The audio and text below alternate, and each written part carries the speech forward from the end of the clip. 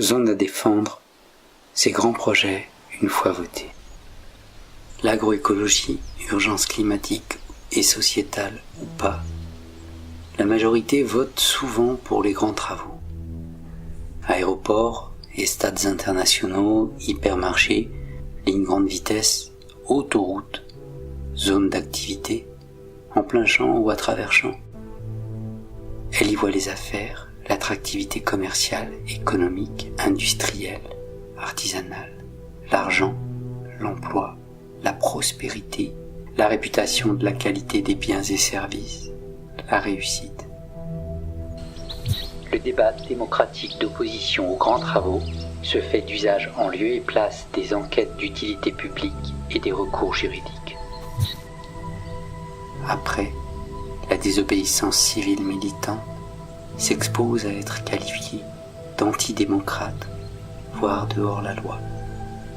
Et les citoyens et la politique favorables à ces grands projets pousseront l'État à la réprimer. Sivens, octobre 2014. Le syndicat de la FNSEA, les zadistes et l'État, à l'époque de l'évacuation du Sivens. Elle s'est soldée par la mort de Rémi Fraisse dans les affrontements avec la police. L'État élu représente la volonté de la majorité publique.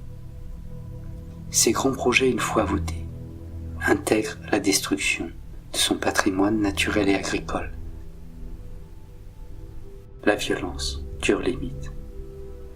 La désobéissance civile d'opposition à la loi se confronte à la police obligatoirement. Quelle différence de force, de puissance dans l'affrontement entre des civils même déterminés et des soldats professionnels, entraînés, équipés.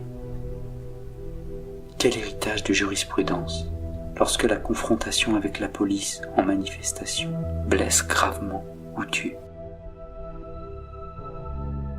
Faut-il s'exposer à des blessures graves et même létales infligées par la violence des États élus représentant leur population majoritaire?